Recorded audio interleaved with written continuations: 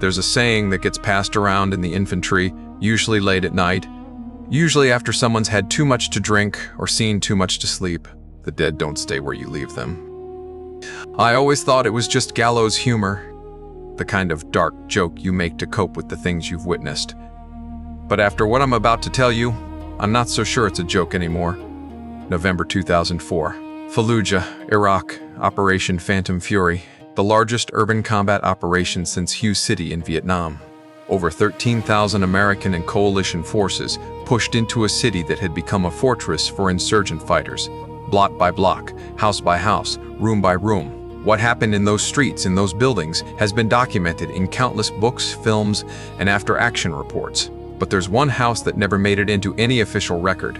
One address that Marines who were there refused to discuss even 20 years later, and the few who have spoken about it. They all tell the same story, the same impossible, horrifying story. Want you to stay with me on this one, because what I'm about to share isn't some creepypasta someone cooked up in their basement. This comes from interviews with veterans, from whispered conversations at reunions, from the kind of late-night confessions that only happen when the walls come down and the weight gets too heavy to carry alone.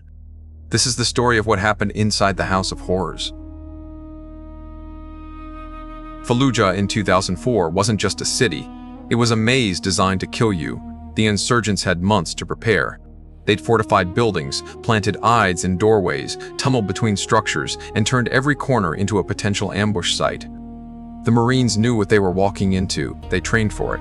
They were ready for the violence. What they weren't ready for was what waited inside a nondescript two-story building on the southeast corner of the Jolon district, 3rd Battalion, 1st Marines. Right? The Thundering Third. These weren't green recruits. These weren't ready for it inside. This was a unit with a legacy stretching back to World War I. Men who had already seen combat, who had already lost brothers. By the second week of November, they were deep in the city, clearing sector after sector with methodical precision. The fighting had been brutal.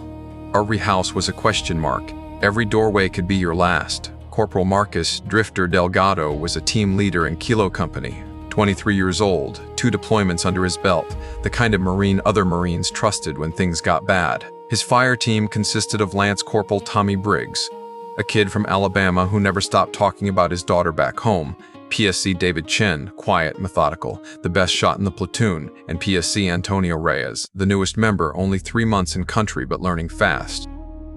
Their squad leader was Sergeant First Class Michael Harding, a man who'd seen Mogadishu in '93 and carried that weight in his eyes ever since.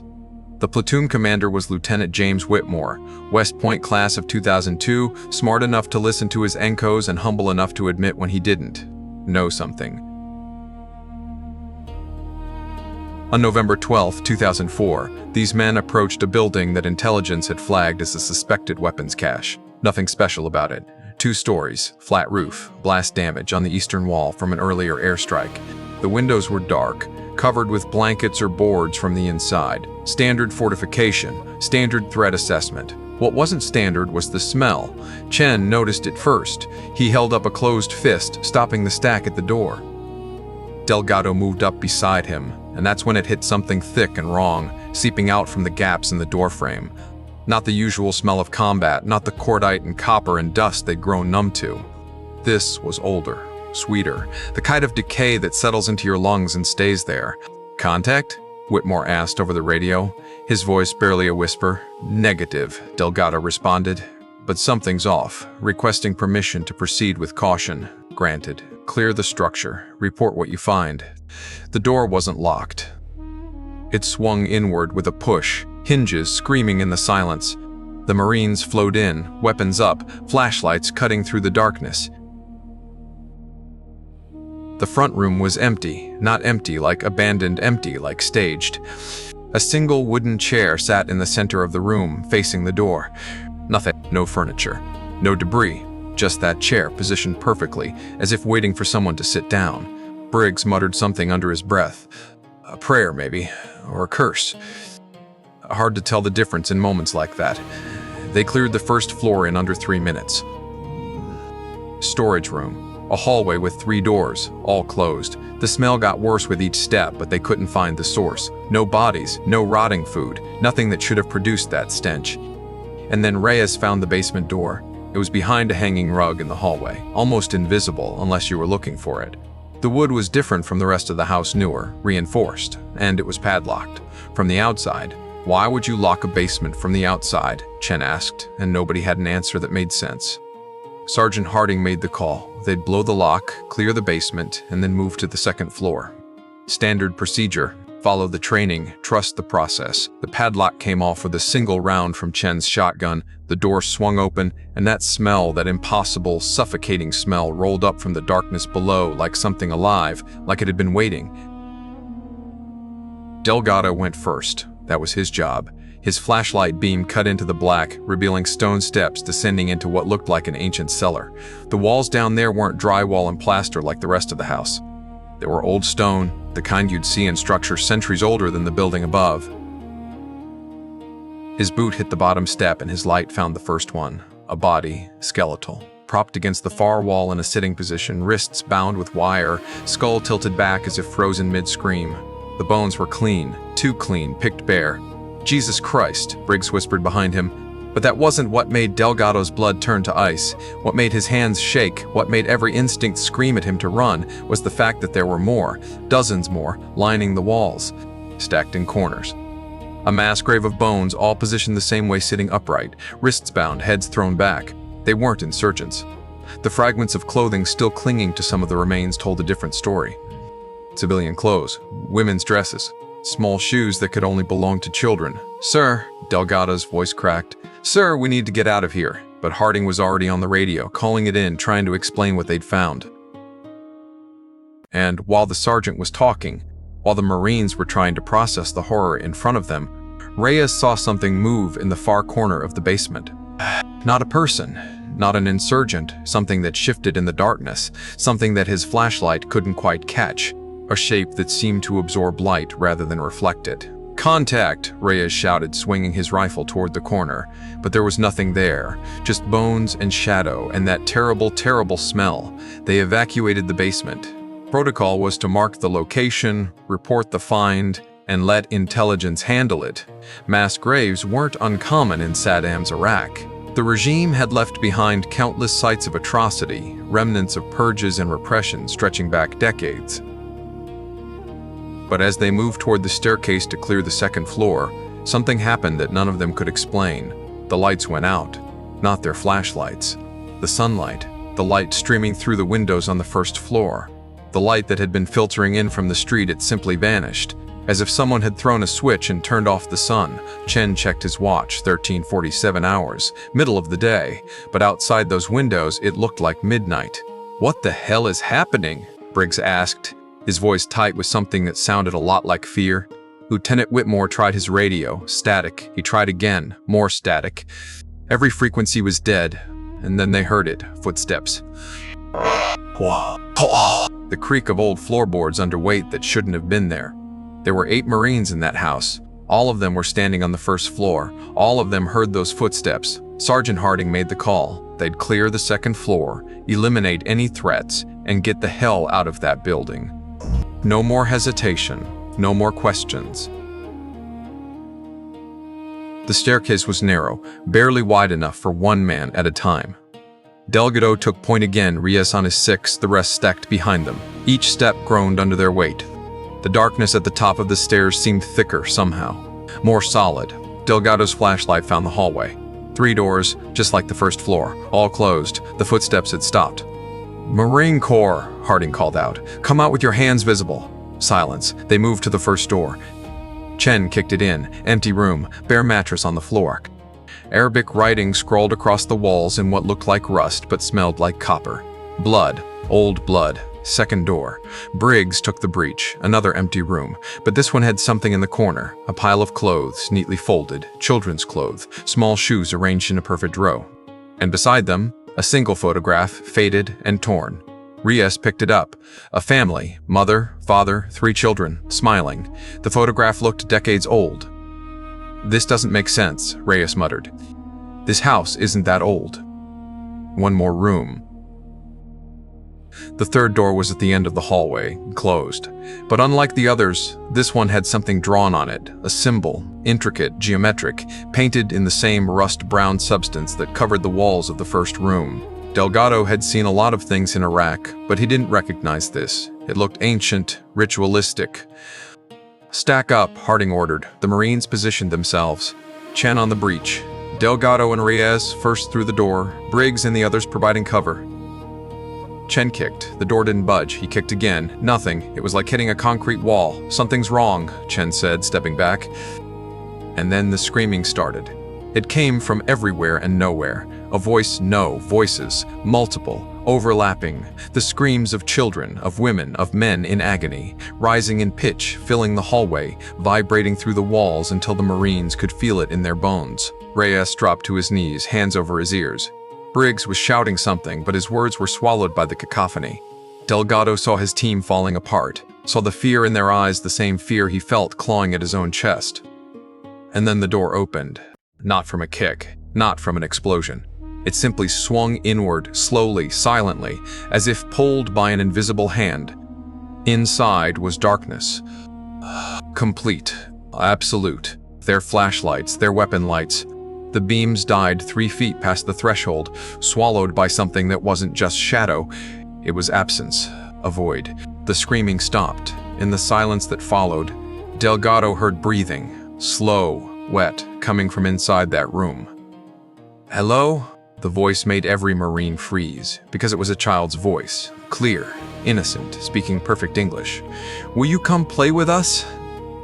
Delgado saw them then, eyes, dozens of eyes, reflecting the light from the hallway, low to the ground, at child height, unblinking, watching. "Hello?" The voice made every Marine freeze, because it was a child's voice, clear, innocent, speaking perfect English. "Will you come play with us?" "Run," Sergeant Harding said. It wasn't an order. It was barely a whisper. But every Marine heard it. They ran down the stairs, 2 at a time, stumbling, falling over each other. Briggs went down hard, twisted his ankle, and Delgado grabbed him, hauled him up, kept moving. Behind them they could hear it, the sound of small feet on the steps, running, laughing, getting closer. They burst through the front door into sunlight. Bright, blinding, beautiful sunlight. The street was exactly as they'd left it. Other Marines from their platoon were positioned on the corners, providing overwatch. The city sounds were back, gunfire in the distance, the rumble of armor. Delgado turned back toward the house. The windows were normal, dusty, sunlight filtering through. "What the hell happened in there?" Whitmore demanded, grabbing Harding by the arm, but Harding just shook his head. His face was pale. His hands were shaking. "Market is cleared. We're not going back inside." The official after-action report lists the building as a confirmed insurgent weapons cache that was subsequently destroyed by airstrike later that day. The mass grave in the basement was attributed to Ba'athist regime atrocities, bodies dating back to the 1991 uprisings. Case closed. File sealed. But here's what the report doesn't mention. That building had been investigated before the battle, during the initial intelligence gathering phase. The structure was built in 1998, 6 years before Phantom Fury. The basement, according to construction records, didn't exist. The house was built on a concrete slab. There was no cellar, no sublevel, nothing. And those bones, the ones Delgado and his team found, when the site was excavated months later, investigators recovered remains of at least 47 individuals. Forensic analysis dated some of the remains to the 1991 massacres, but others were much older, centuries older. Bones that predated the modern city of Fallujah entirely. How do you explain bones that old in a basement that shouldn't exist, in a house that was only 6 years old? You don't. That's why the file was sealed. Tracked down Marcus Delgado in 2019. He'd left the Corps in 2008, done his time, earned his D-214. He was working as a contractor in North Carolina, married, 2 kids, good life, stable. But when I asked him about that house, his whole demeanor changed. He told me he still dreams about it. Not nightmares exactly, just visits. Dreams where he's walking down that hallway approaching that third door. Dreams where he hears a child's voice asking him to play. Dreams where he opens the door and sees his own children inside, standing in that darkness, their eyes reflecting light that isn't there. "I don't know what was in that building," he told me. "I don't know if it was ghosts or demons or just my mind cracking under the pressure. I've asked myself that question every day for 15 years, and I still don't have an answer." He paused, lit a cigarette, looked out his window at the Carolina pines. "But I'll tell you what I know for sure. 8 Marines went into that house. 8 came out. But something in there reached inside each of us and took something we can't get back. We didn't lose anyone in that building." Left behind his daughter, the one he used to talk about constantly. His note didn't mention combat, didn't mention PSD. The only thing he wrote was this: "They keep asking me to play." He's never spoken publicly about what happened, but friends say he conducts regular exorcisms. More than any other priest in his diocese, Sergeant Harding passed away in 2017, heart attack. His widow told me that in his final weeks he kept waking up screaming about children, about eyes in the dark, about bones that shouldn't have been there. Lieutenant Whitmore is the only one who still actively avoids discussing it. Every veteran group, every reunion, every informal gathering, if someone brings up that building, Whitmore leaves the room. Fallujah has a history that most Americans don't know about. The city wasn't built in the modern era. It's been inhabited for over 4,000 years. Ancient Mesopotamian civilizations walked those streets millennia before Iraq existed as a nation, before Islam, before Christianity, before almost everything we recognize as modern religion. The Jolan district where that house stood was built on top of older structures, and those structures were built on top of even older ruins, layers of history stacked like bones in a basement. Some historians believe Fallujah was a site of ancient worship, temples to gods we've forgotten, rituals we can't imagine. Excavations in the region have uncovered artifacts suggesting human sacrifice, children offered to deities whose names have been lost to time, offerings made in basements, in cellars, in places hidden from the sun. The Marines who entered that house in 2004 didn't know any of this. They were clearing a building in a combat zone. They were doing their job, but whatever lived in that darkness, whatever collected those bones, whatever spoke with a child's voice, whatever turned off the sunlight itself, it had been doing its job for far longer. Here's what I keep coming back to. 8 Marines entered that building, trained, armed, ready for anything. And within 20 minutes, every single one of them was running for their lives from something they couldn't explain. These aren't men who scare easily. These aren't recruits fresh from boot camp. These are combat veterans who had seen friends die, who had taken lives, who had stared down insurgent ambushes and eyed attacks. They knew fear, and they'd learned to function through it. But whatever was in that house broke something in each of them, made them run, made them silent. 20 years later, most of them still won't talk about it. The ones who do all tell the same story, with the same details, down to the photograph of the family and the shoes arranged in a perfect row. There's a saying in the infantry, the dead don't stay where you leave them. Maybe that's not a joke. Maybe it's a warning. I want to leave you with something one of the veterans told me, something that still sits heavy in my chest every time I think about it. He said, "I used to think war was the worst thing a person could experience, the violence, the loss, the things you have to do to survive. But after that house, I realized something. War is human. It's brutal and ugly, but it's human." What was in that building that wasn't human? Older, something that was there before us and will be there after us. And it was patient. It had been waiting for a long time. I think it's still waiting. The site of that building was flattened by airstrike within hours of the Marines' evacuation. Today, it's an empty lot in a rebuilt neighborhood. Locals avoid it. They say dogs won't walk past it. They say children sometimes go missing in that area, more often than anywhere else in the city. Are these just stories? Superstition passed down through trauma and time, maybe. Or maybe some doors shouldn't be opened. Maybe some basements shouldn't exist.